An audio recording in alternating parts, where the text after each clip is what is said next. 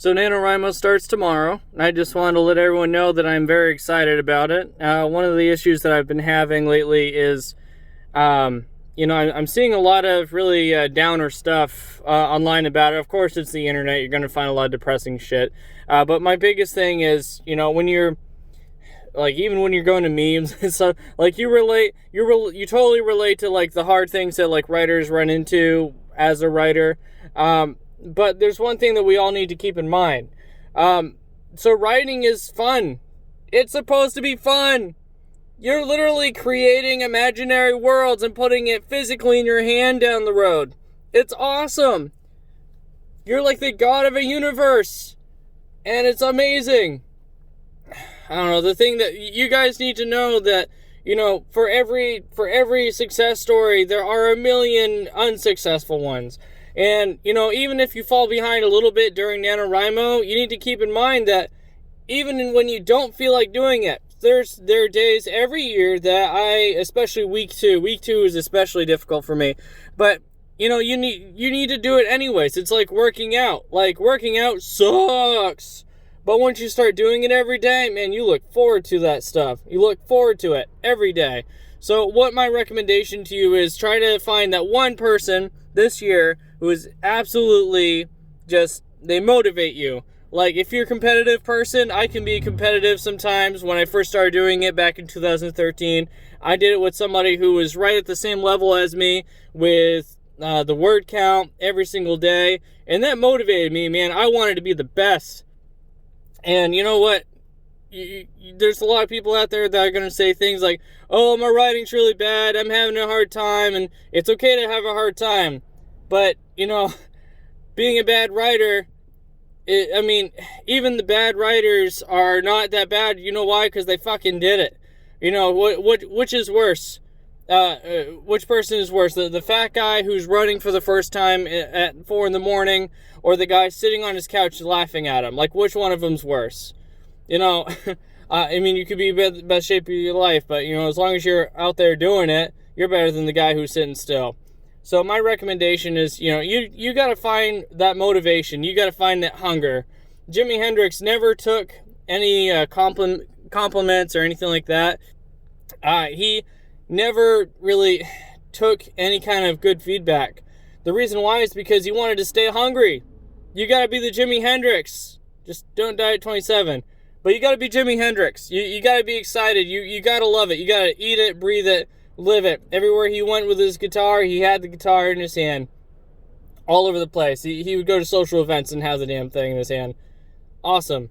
You need to have yourself the motivation to get yourself out of bed. You want to be excited for your story. Excited. If you come home at the end of the long work day, like I do, you're going to come home and you're going to, oh my God, I had to work on my project. Oh, no, man. Go out there. Be fucking motivated to write your story. Be excited. Like you're the master of your own universe.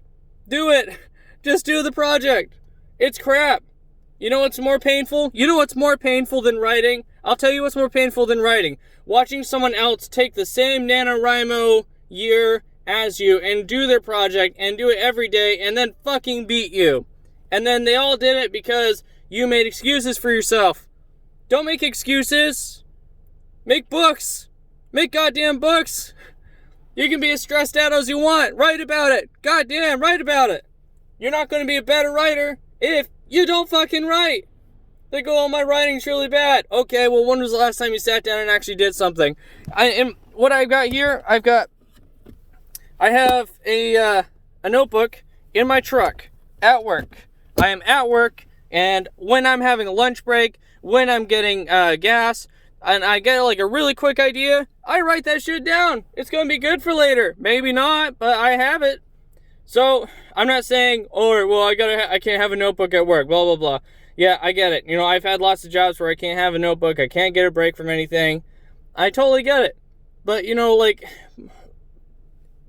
get excited about it. Find time to read if you Stephen King, as much as, everyone says things about him all the time, but one thing I do take away from him is, if you're not reading, you don't have the tools to write. So when you're not writing, try to find something to read. You need to rise to the occasion. You're going to look back in 10 years and you're going to say, why didn't I do it? I made so many excuses for myself. Man, I turned 30 this year and I already am telling myself that. Like, man, I wasted so much time and I should have accomplished more at this age. Like, I don't want to be that at 50. I don't want to be a 50-year-old person who says, yeah, I got to accomplish something that I wish I got taken care of years ago. Like, it's ridiculous. Like, you need to find yourself something that picks you up. Like, you look at memes and it says, oh, when you have to, like, write a book, and then everyone just rolls their eyes. Like, yeah, that's kind of funny, but it's funny until it's a reality for you. Your reality is whatever you make of it. So make your reality successful. Do something. Like, it doesn't even have to be the same book. Like, you don't have to write a whole book every month. I'm just saying, like, do something. Like, put down a note or two.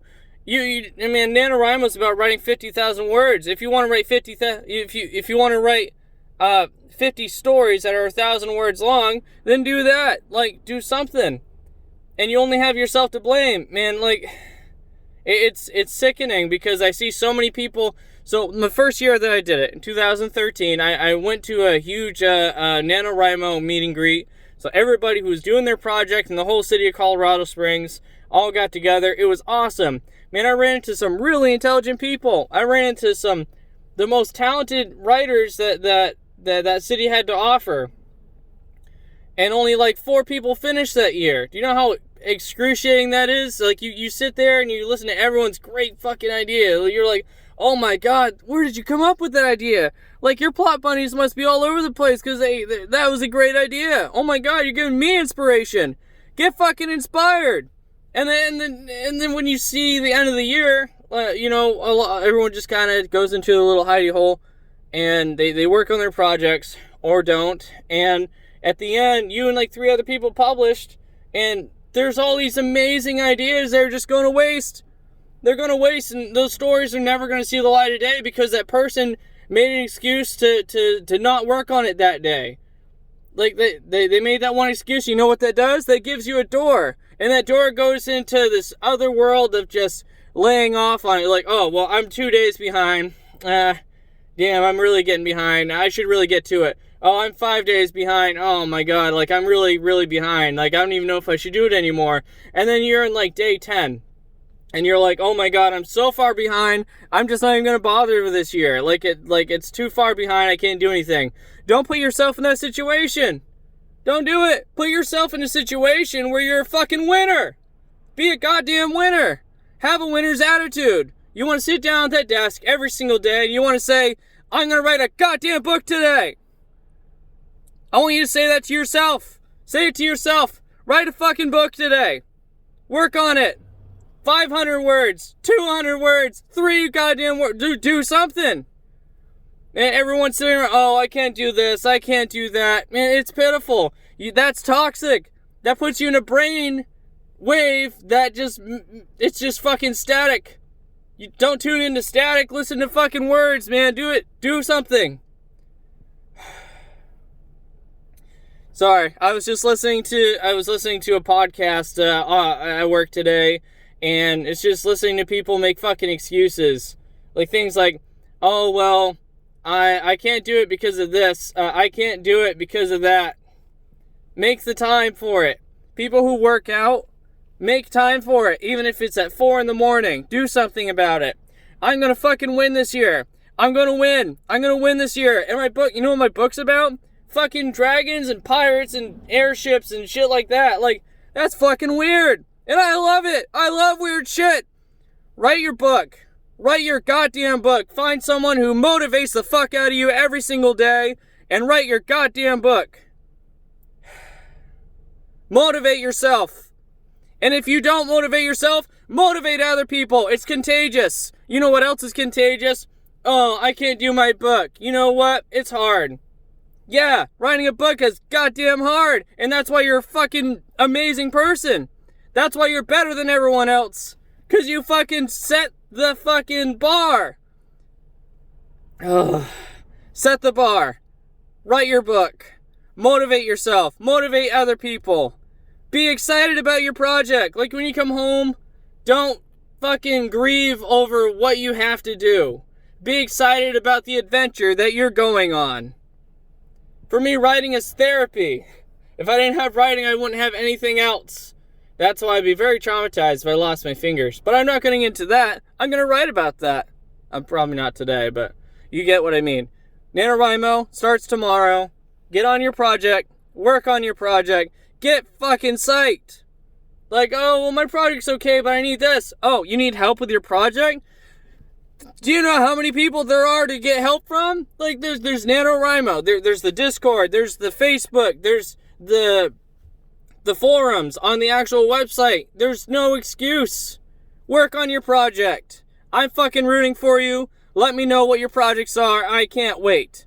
I personally can't wait. You tell me about your projects in the comment section, and I'm fucking ready. Let's go. Let's do NaNoWriMo. Let's all be fucking winners. I want this whole fucking, I want this whole, all of Maine. I'm with the Maine group.